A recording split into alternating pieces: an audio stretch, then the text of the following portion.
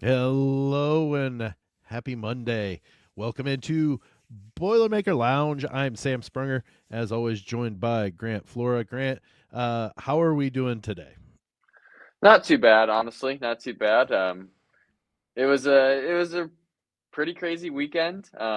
Friday, obviously, for the Boilermakers was definitely a crazy game, but all things considered, um, honestly, not a bad weekend. And now we have a Final Four. And if you had all number one seeds on your bingo card, you win. Yeah, yeah. Oh my goodness. I I made a chalk bracket on my ESPN because like they give you 25 brackets, so I like Yeah, to make a bunch of different ones. So I always make one that's chalk just in case something like this happens. And so now that one's it's doing really probably your good. best performing Oh yeah, bracket by far, by like by far. over 100 points.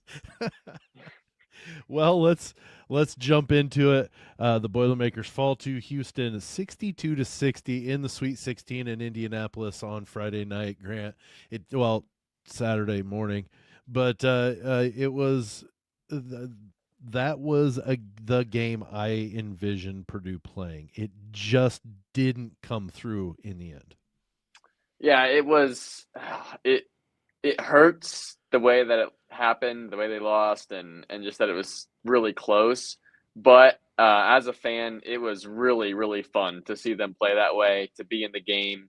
There were multiple times I thought Houston was about to pull away, and Purdue was kind of in trouble, but they battled back and were Every right time. there at the end. And it was a very gritty game. It was a game a lot of people didn't think they could play. So to Mm-hmm. come in there and to come that close to beating Houston, who just goes on and destroys Tennessee. I mean, think about if Purdue had beaten Dismantled Houston. a really good Tennessee team. Yeah, a Tennessee team I picked to go to the Final Four. Me too. Yeah, it was pretty impressive that night to see what Purdue did, and it was fun to see all the fans out in Indy to come support them. It really felt like this is what the Purdue program is all about and has been all about these last few years, especially.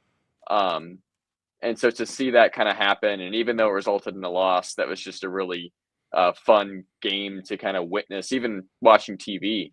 Um, and I can imagine how fun it would have been to be there too. But it was just, yeah, it was as tough as it was to lose that way. I felt a lot better about that loss in the NCAA tournament than I felt in the last 5 or 10 years, honestly, with a Mm-hmm. loss in the Yeah. NCAA tournament. Yeah, because shoot, the one in 19, while it was to the number one seed, it was done in such dramatic fashion that it just kind of ripped it from us. Yeah. But honestly, and you can't do the transverse property or whatever it is to where, well, look, if Purdue beats Houston, they blow Tennessee out. I don't know that that happens, but honestly, it made me had Purdue won that game the way they were able to come back, it would have made me feel like I think they got a better shot than what I originally thought. They were And I playing think that good of basketball at And I the think end. part of what it was for Tennessee, they were in the Elite Eight trying to make to their first Final Four. They were there last year. They had that pressure, kind of like I think you talked to me about that one point on what would happen if Tennessee was in the Elite Eight, and so Purdue Mm-hmm. might have benefited from that too. That might have been why Tennessee missed some shots and didn't look very loose. So Yeah. it would have been interesting. Well, and the Boilermakers. Let's talk about the game itself. You see I mean, Fletcher Lawyer leads the way point wise for Purdue with 16 points, but he had what was it, 12 of the first 21 Yeah. for the Boilers in the first half. So he did cool off considerably. He was 6 of 12. But Braden Smith is the one I want to talk about.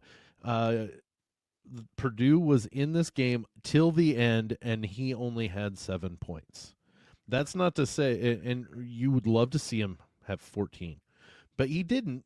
But he assisted he had 15 assists and 3 turnovers. His assist to turnover ratio was 5-1. He played an amazing game at a level or at the against a team that is in the Final Four and did very well.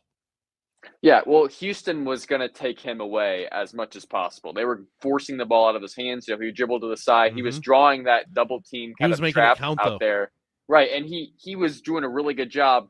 They were going to take away his ability to score, but then he was going to be able to use that to get other guys to score. So yeah, he only had 7 points and he wasn't super efficient, 2 of 7 from the field, Yeah. but he only shot 7 times, and that was I because would say 6 because that last one was the half court shot. that's true. So really only 6 shots, and it's because Houston was taking that away, Yeah. and rather than trying to force up a bunch of stuff that he shouldn't have done outside of a couple deep threes at the end of the shot clock, but, like, end of the shot clock, you gotta shoot. He wasn't trying to force his own shot in a situation where it would be better to then pass the ball to a guy like Fletcher Lawyer, who then, when the defense was rotating, could exploit it and drive and score or shoot the three. I know I've talked a lot about wanting to see Braden hunt his shot and really look for his offense. But I think in this particular game, the way Houston was guarding, he did the right thing in trying to get the others involved, and because they just weren't going to give him the chance to really erupt.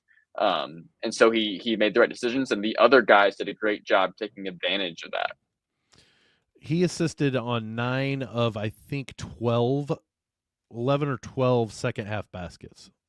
Yeah, That is that. extreme and great efficiency is what that is he was making his passes count, and he was hitting the guy that could make the shot. And there were times that Purdue looked bad, but not so bad. I mean, you and I were even talking. We kind of thought maybe once it got to 10 that maybe it was kind of getting out of hand. They fought back like I'd never like. This was what they were built for. We saw the struggles. We saw the things, and they went up toe to toe with one of the best teams in the country, and they had them on the ropes. Yeah, They did. Until the last shot from Houston, Purdue went on a 14-4 run to close it and tie it up. Which again, I think I remember talking about this in the preview, but I was like, if Houston gets a lead on these guys, I don't see Purdue being able to get back. Houston's defense is too good, and Purdue's just not going to be able to get enough stops and rebounds. But they did, and they made some huge plays. That three from Cam Heidi to tie it up, Yes. the feeling that I had, I was like, you have got to be kidding me, because I didn't. Obviously, it was a dramatic shot, but that's kind of what March is all about. It's just those kind of big plays, and even though it didn't end up being a Purdue win or even an overtime, it just the feeling you get with those kind of plays is what makes the tournament really special. And to see Purdue step up to that challenge and be a part of it was really cool. Yeah, Cam Heidi, 9 points, three 3-pointers, like so many times, and I'm not saying this in a bad way at all. So many times when he started to contribute regularly, he would have 2 to 3 3-pointers, and maybe that's it, but he'd have a bunch of rebounds, and like he started coming around huge at the right time. That helped Purdue be as effective as they were, and then Colvin and Cox got some buckets, or a couple of buckets, and same with Colvin, and this was just an all around really good team game. I mean, TKR had 14 points and 5 rebounds. He wasn't the effective one that he had been in the first 2 rounds. They really wanted to take him and keep the shot out of Smith's hand.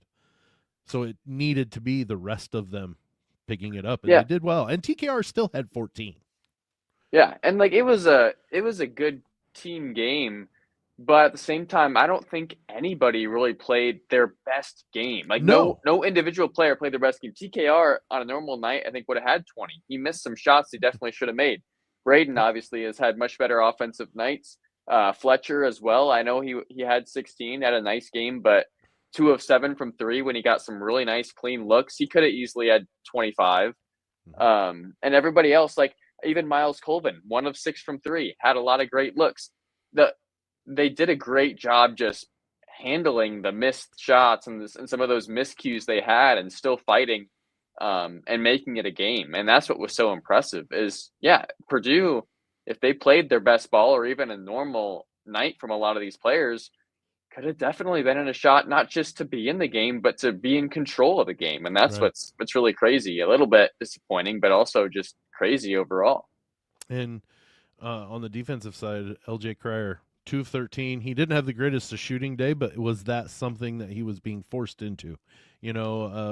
Forced into taking bad shots because they actually played good defense. Or, you know what? Purdue just benefited on a night that he was not on fire or Yeah, hitting shots. I think it's a little bit of both, honestly.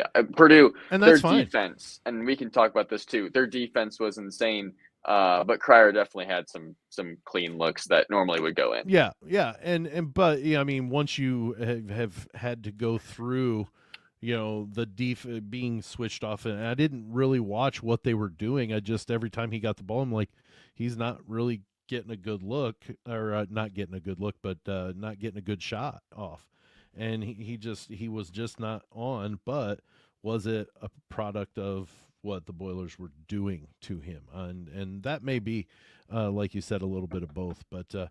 Um, I guess I mean there's nothing to be upset about other than the fact that we didn't score as many points as Houston, because that game overall was a very respect earning, I think, game, because of still into that point was, are they the team? They're not the team that Zach Edey was. They were with him on.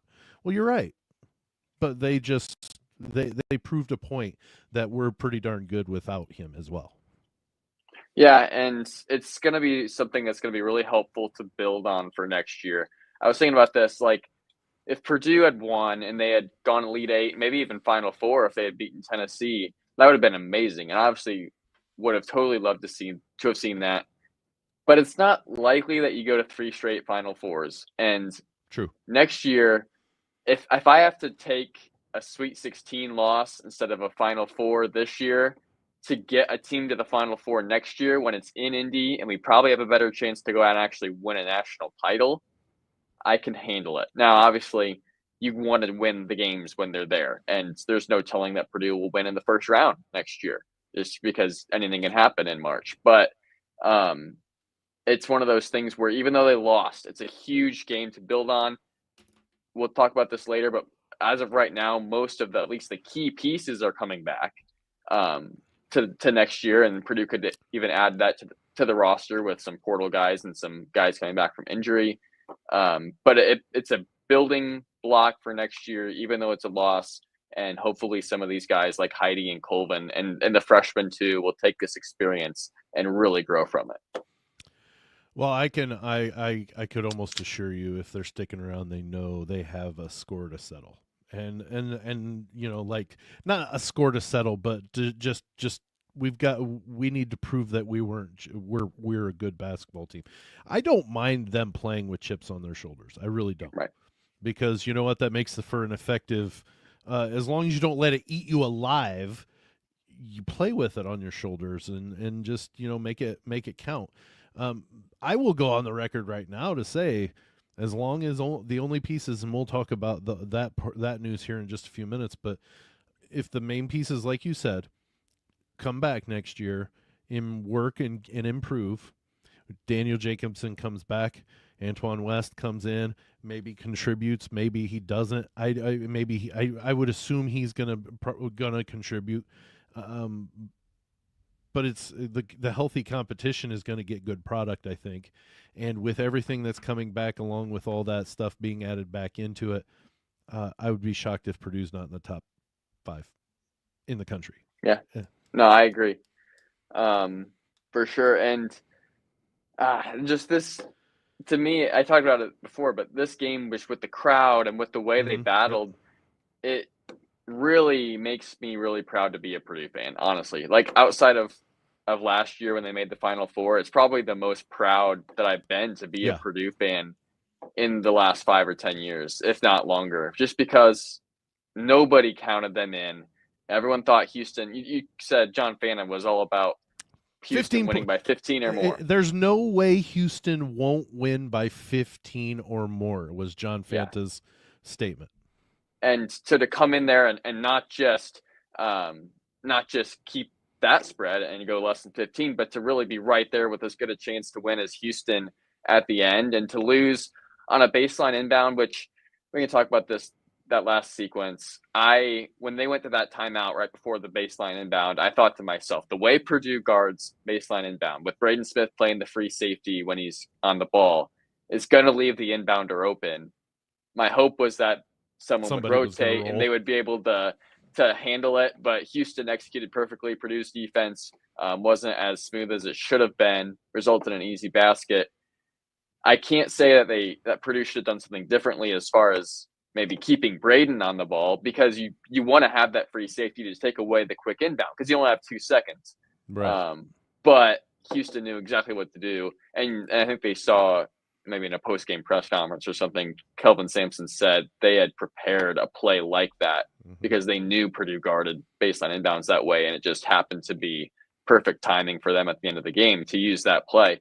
But there were also some calls at the end that definitely should have gone Purdue's way that didn't. And Are you speaking of the shove off on the last actual that would shot be the possession? biggest one, because Purdue should have gotten in my opinion, Purdue should have gotten the ball back with about 5 or 6 seconds to win the game, with at least a chance to get a shot off. Yeah, and if not, it goes to OT. Instead, Houston it ends up going off Caleb first out of bounds. Houston gets an opportunity and they convert, which again, hats off to Houston, for converting, yeah. But in my opinion, it should have never happened. And then you had another one that I think is underrated that no one's really talking about. There was a clear out of bounds, like the ball was knocked out of bounds by Houston. Nobody else really was close to it. It was a Tugler or somebody like that that just clearly knocked it out of bounds. It went back to Houston with 2:45 left on the clock or something, so they couldn't review it. Said something about it. Yeah, they couldn't review it because it wasn't inside 2 minutes, but it was clearly off Houston. Nobody overturned it. It leads to the LJ Cryer 3 that puts Houston up by 5. It was 60-55 after that 3. If that doesn't happen, Purdue gets the ball back down 2 with a chance to tie or take the lead. I thought that was a critical juncture, and that missed call allowed Houston to hit that 3. So just some of those things that it was disappointing, because if those calls go Purdue's way, Purdue at least has a much better chance to win.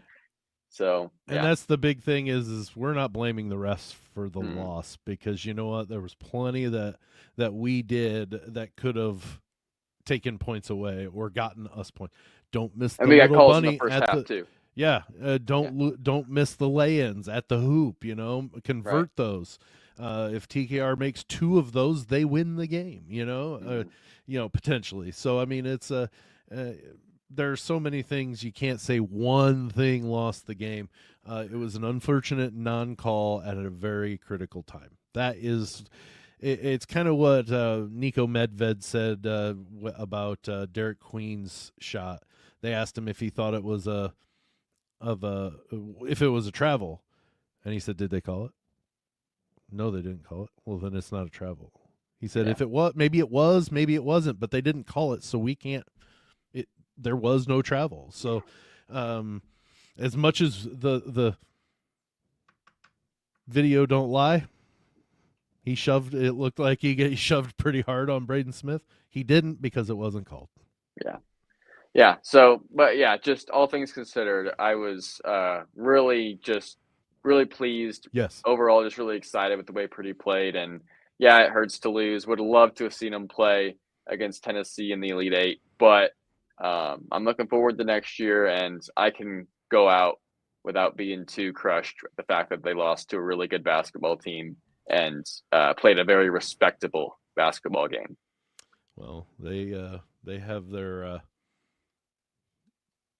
work cut out for them. They have to play Duke, so that's going to be a game. Yeah, in the second, I believe it's the second semifinal game on Saturday. But yeah, hey, at the very least, we've got some really good basketball games to watch on the weekend. Doesn't matter if you don't care who wins. It's setting itself up to be some pretty good basketball this weekend. So, you will not be disappointed. Let's say it that way. You probably won't be disappointed, I'm going to guess. But all right, well, let's move to the posts, or the off season. First thing that we talked about, or one of the things that we talked about with Dustin Schutte last week, Grant, was the portal and how many players. I misspoke. I said 1,700. It was actually 1,200 on the first day. Mm. So 500 less, but still a really lot. But now that Purdue's out of the tournament, they do get met with some transfer portal news. Brian Waddell and Will Berg enter the portal. So that means there are a couple of roster slots open now. And what are your thoughts? First off, we kind of, these were names we thought about. Go ahead. They were. Yeah. I think overall, if you know that you're going to lose guys to the portal, these are probably the guys that will hurt you the least to lose. And I only say that because, Brian Waddell was not playing any minutes really in any meaningful games this season. And you hate to lose a guy like him because his dad played at Purdue and he's been there. He's been working hard. I believe he's a junior, so he's going into his senior year. And he seems like the kind of guy that would be a good locker room guy. So you don't necessarily want to lose him, but at the same time, he wasn't being super productive for you in terms of gameplay. And now you have another roster spot. Will Berg, kind of the same thing. He had a really nice end to the season coming in with Raleigh Burgess dealing with the injury. But he didn't play a lot of meaningful minutes. And you have a lot of front court guys between Daniel Jacobson coming back. You still have TKR, Raleigh Burgess. They're bringing in a guy to visit, or they brought him in on Sunday to visit. What was his Clough? Is that Clough from San Diego State or South Dakota State, not San Diego State. But yeah, he's supposed to be one of, if not the best bigs in the portal right now. And he's 6'11", so he's pretty big. He's 6'11". He's a good rebounder, averages 17 points a game. Who knows what his production would look like in high major basketball?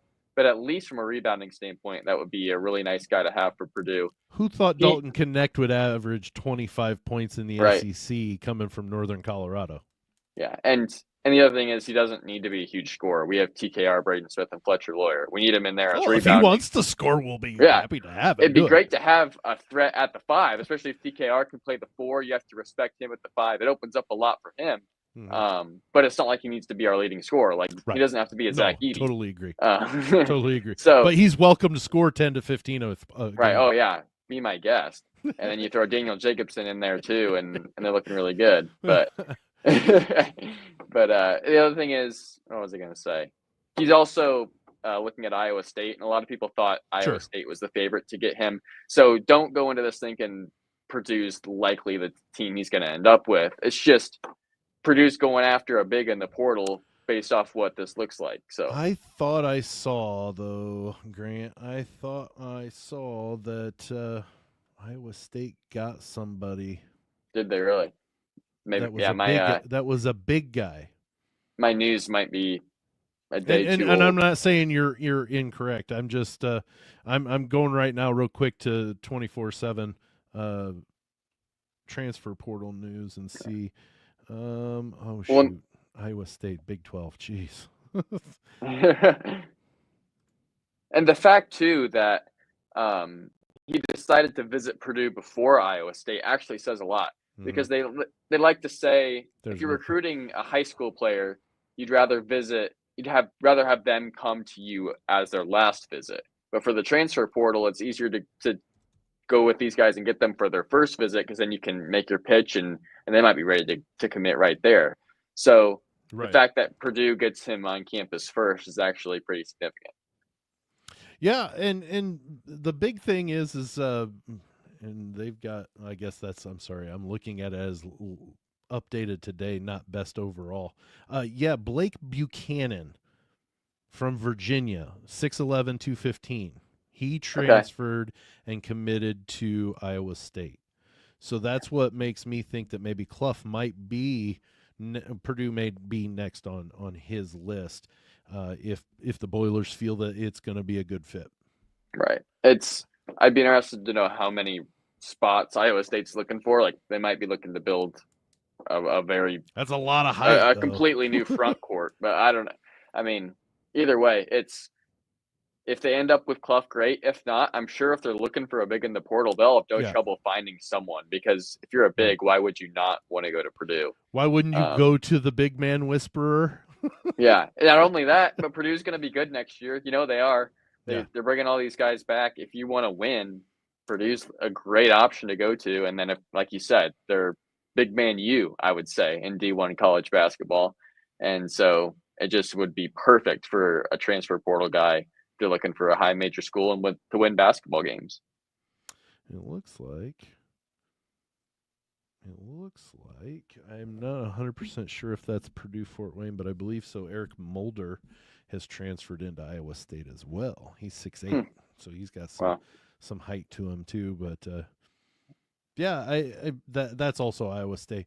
I think the best thing is I'm not ever gonna say, well, Coach Painter needs to get this player. He knows what his team needs because he knows what leaders are already there. And you know what? You don't want to disrupt the apple cart.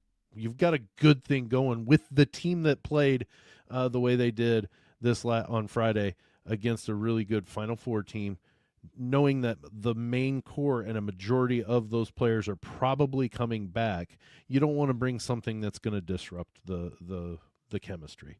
So he's very smart in how he plays the portal. He may try to get a little bit more of a higher level, but still not want to disrupt it too much, the chemistry, because the chemistry is the most important thing. Yeah, I totally agree. If it were me, I'm excited because Purdue's potentially going after 2 portal guys. Right. And given the fact that they have so much, I mean, they're already adding to their team just with a new freshman coming in and Antoine West, Daniel Jacobson coming back from injury. They're going to be beefed up just simply because of that. Then you throw in 2 more guys. I'd really like to see someone like Lance Jones come in this year or for next year, who's got a bit more size and athleticism, but can also handle the ball and score to kind of fill that 3 spot next to Fletch and Braden. But that's just me personally. I'm sure Painter is going to have a plan and he's going to go after the guys that fit that. And whatever it is, it is. I think CJ Cox would be very effective coming off the bench just as kind of a spark plug. You can just go out and score 10 points off the bench, like he did against Alabama in that Bama game. I think that would be a great role for him if Purdue's going to be a top-notch team next year. But maybe not. Maybe CJ Cox has a great offseason and gets a lot better and becomes the perfect third option there in the backcourt. Either way, it's a win. Yeah, they're going to have options, Yeah. And I think are him and West roughly the same size, or is West a little bit bigger? I don't remember his measurements off the top. I can look. I didn't get the idea that West was that big, but I honestly don't know. I'm going to look at it right now. West is 6'2", so he's not big. So him and Cox are around the same height, right? Because probably. Cox is only probably like 6'3", I think. Yeah. So those two competing. I mean, Cox is going to have the advantage because he's gotten a year under his belt, knows what's going on in the program. But West, if he's the real deal, he can push Cox, and I'm okay with that. And honestly, it may mean that Cox doesn't stick around. I'm not reading into anything. I'm just saying if West blows him out, that really steps up and outplays him, then Cox comes from the bench and enjoys it, but wants more playing time elsewhere. No hard feelings. That's the way things work now. But I think it's a win-win for the next season, and at the very least, Cox, I agree, he's going to come off. He's going to be a spark plug if West is better, or if Purdue gets somebody from the portal that would take that spot. I think he would be very effective, and let the chips fall where they may after that, because we don't know what's going to happen for the next 12 months. We don't know 12 months from now we're going to be talking about a Final Four Purdue team. I'm hopeful that that's what it is, and we should be one of those teams that's favored to do so too. Can you imagine Purdue in the Final Four in Indy? Can you imagine how packed that place is going to be with Purdue fans? You saw what they did in the Sweet 16. Now you give them a Lucas Oil Stadium where that they're using the whole thing. Yeah, like Purdue could fill that place up. It could be a Super Bowl for the Final Four. I'm getting crazy here, but you know what I'm saying? That I really hope we see that, because that would be pretty special. But yeah. Well, I was just going to go back to C.J. Cox and Yeah. Jakari Harris, too, because both Yes. of those are kind of in the same boat. I really like both those guys. I think they can have bright futures. I think Jakari can score more than what we saw this year if he Agreed. gets more opportunities. But I love the way they defend, just kind of the grit they play with. So I hope they stick around, and I think they'll Me be too. great to come off the bench and add depth. But West, too, certainly has the talent and ability to get in there and be right with those guys. Well, it's going to be a nice, I'm hoping that it becomes a very nice problem to have, is what I'm Yeah. hoping, is that we'll be able to uh, not have an embarrassment of riches, but still a lot in the cupboard when, you know, heaven forbid somebody gets injured. We can have some stuff that these guys can step up. This year we were searching for our identity when part of that plan of what our identity was going to be was taken away for the whole season. With Jacobson getting hurt. I think honestly, I think if he's if he's healthy all year, Purdue maybe wins the Big Ten. Honestly, that they had no rim presence during that 4-game losing streak. That I think at least Jacobson would give that height and some presence there and deter some shots when it was just so easy all year for most teams against I Purdue. think he would have been fourth leading scorer. I think Mm-hmm. a lot of their supporting cast offensive issues would have been maybe not like solved, but it would have been a lot easier to get more guys involved because Mm-hmm. Jacobson can shoot it. He can score in the post as a 7'4" guy. Like it would have been really interesting for sure. I am proud of the team that played all year. I really am. They with that big piece, and granted he's a freshman, but there's a reason why he was a starter for those first 2 games, because he was a darn good player, and now he gets a chance to come back. But those guys that were playing all year, Caleb First, God bless him, he got to start a good portion of the season, and rightfully so. I mean, he earned it a lot. He put a lot of effort into it. Was he foul prone? Yeah. Did he score very much? No. But you know what? Honestly, there was nobody else at that point that I would have started over him. It just wouldn't No, have.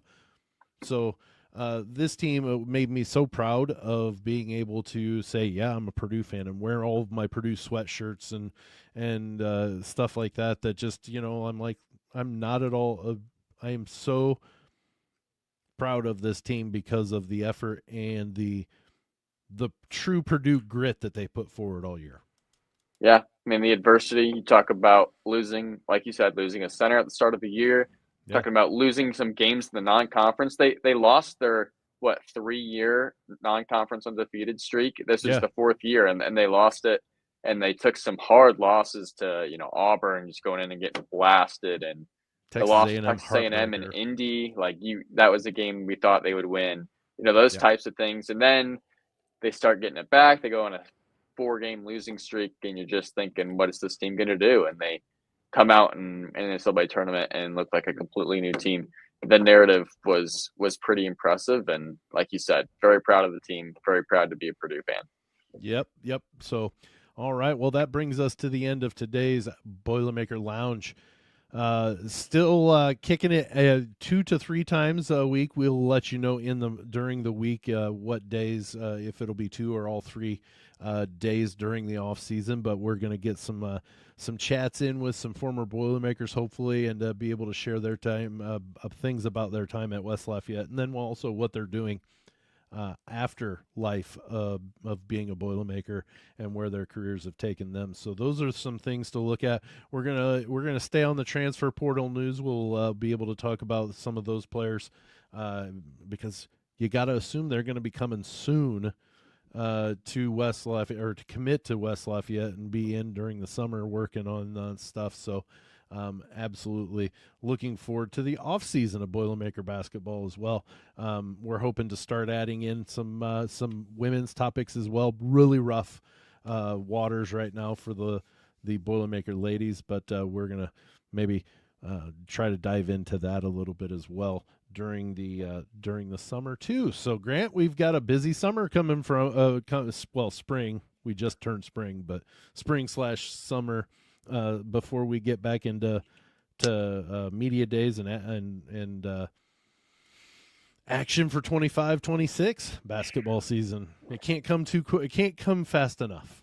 Nope, it's the loop that just keeps going, and Yep. as soon as one season ends, you look ahead to the next one. And the nice thing about the portal and everything is just it makes the off season even more eventful. So Yeah. there will be lots to talk about over the off season for sure. Yes, sir. All right. Well, thank you so much for joining us on this Monday edition of the Boilermaker Lounge. For Grant Flora, I'm Sam Sprunger. We'll see you on Wednesday.